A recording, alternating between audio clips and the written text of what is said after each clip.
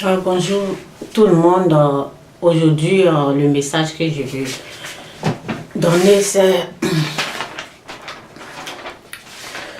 pourquoi la parole de Dieu nous dit souvent de ne pas juger les gens, de ne pas condamner les gens. Pourquoi la parole de Dieu nous dit ça? Ce que j'enseigne, ce que je partage souvent, c'est pour les gens qui ont un cœur renouvelé, qui peuvent recevoir la parole. Sinon, si ton cœur n'est pas renouvelé, si tu as le même cœur que tu as depuis que tu es né, qui n'a pas été changé, ça va être difficile pour toi de le recevoir. Tu peux peut-être aimer un peu, puis après, ça te sera volé par une autre parole qui va venir. C'est comme ça. Souvent, ce que je donne, c'est un trésor. Et prenez ce qui est bien dedans. Je vais aller un peu vite. C'est parce que Dieu, au commencement pourquoi souvent la parole de Dieu nous dit de ne pas juger, de ne pas condamner quelqu'un. Si on dit c'est cette personne qui est mon malheur, c'est cette personne qui a tué ma mère ou mon père, quelque chose comme ça.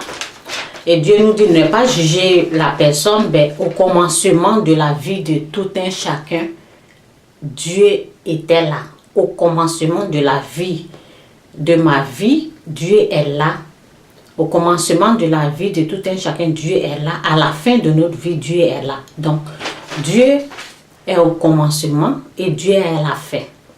Dieu dans la guerre est là au commencement. À la fin de la guerre, Dieu est là.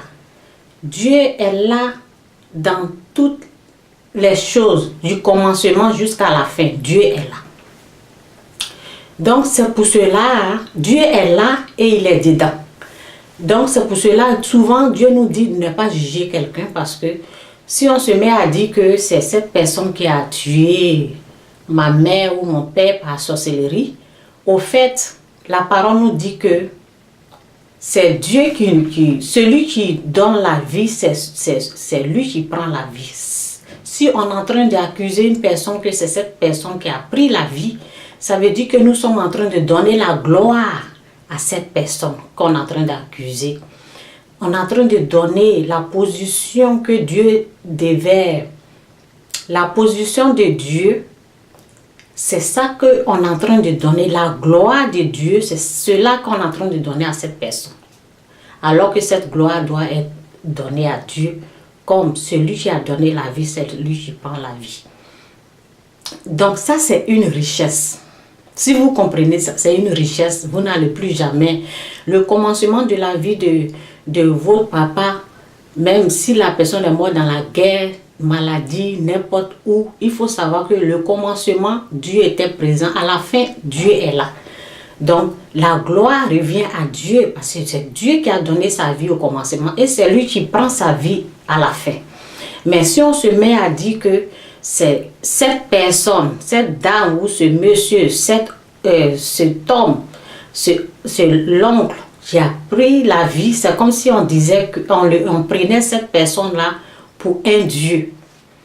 Donc, c'est comme ça que on peut comprendre.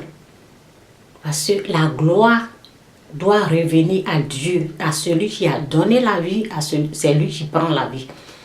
Donc, le message, c'est un peu ça. Moi, c'est une richesse.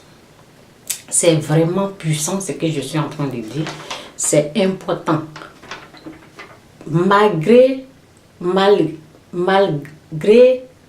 n'importe quel meurtre, mort, tous ces trucs, il faut savoir que si la personne est morte dans la guerre, n'importe quel meurtre, dans la guerre, dans n'importe quel domaine, maladie, n'importe quelle chose, il faut savoir que lui qui a donné la vie, c'est lui qui a pris.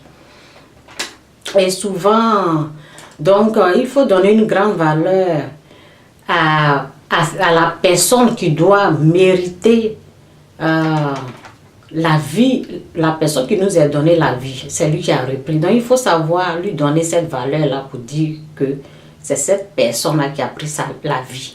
Mais si on se met à dire, à se tromper et à juger. C'est pour cela Dieu nous dit, la parole de Dieu nous dit de ne pas juger quelqu'un, de ne pas le condamner. Pourquoi? Pourquoi de ne pas juger quelqu'un et de ne pas le condamner? Parce que Dieu est dans tout. Dieu est au commencement de notre vie et Dieu est à la fin de notre vie. Quelle que soit la mort de la personne, même dans la guerre, même si on l'a découpé, c'est Dieu qui a pris cette vie-là. Parce que le souffle de vie, c'est Dieu qui a soufflé cette vie. Et cette vie-là vient de Dieu. Donc c'est cette vie-là que Dieu récupère. Donc s'il a récupéré cette vie, ça veut dire qu'il est d'accord que cette personne meurt. Donc c'est pour cela que Dieu a dit dans son message, ne condamnez personne, parce qu'il est au commencement et il est à la fin. Donc c'est un peu ça mon message aujourd'hui. Et qu'est-ce que Dieu cherche parmi les êtres humains? Dieu veut qu'on le glorifie, Dieu veut qu'on le reconnaisse, Dieu veut qu'on connaisse que c'est lui qui nous a créés. Dieu veut que on sait que c'est lui qui donne la vie et c'est lui qui prend. Comment faire pour pouvoir glorifier Dieu? Eh bien, c'est Dieu lui-même. Comment faire pour pouvoir glorifier Dieu? C'est Dieu lui-même. S'il se montre à toi, c'est lui qui peut faire que tu peux le glorifier. Si lui-même il se montre à toi. Parce que tu ne peux pas le connaître sans sa grâce, sans que lui-même il te révèle à toi. Donc, comment faire pour pouvoir glorifier Dieu? C'est quand Dieu nous fait grâce, quand il se montre à nous-mêmes, quand il se montre à une personne, on peut le reconnaître. Et les êtres humains, comment les êtres humains peuvent se reconnaître et comment Dieu peut se montrer à nous?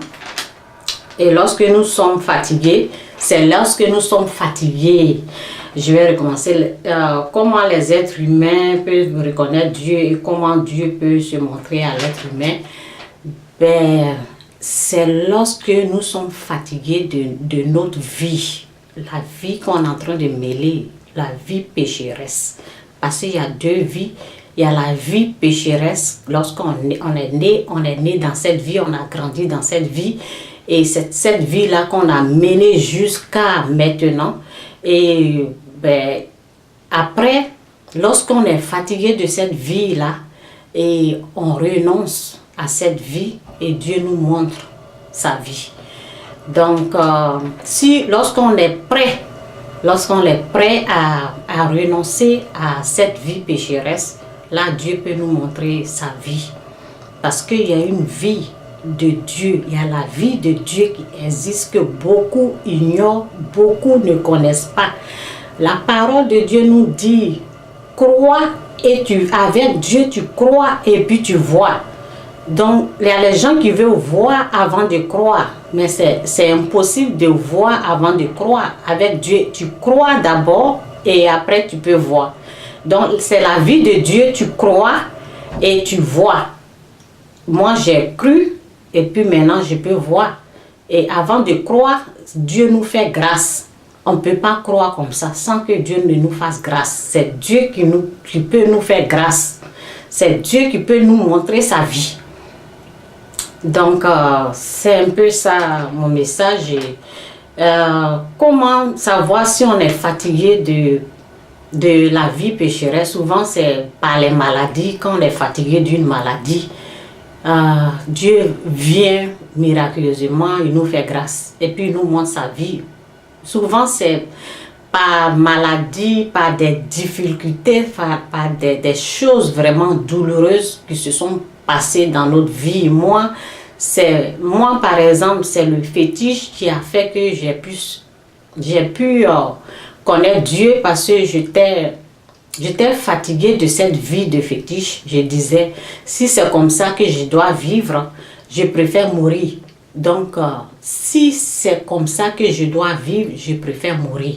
Donc, ça veut dire que j'ai détesté. Et le fétiche fait partie du péché. Le fétiche fait partie de la vie du péché, de cette vie pécheresse. Donc, moi, j'ai détesté cette vie-là. Et Dieu m'a fait grâce. Il m'a montré sa vie.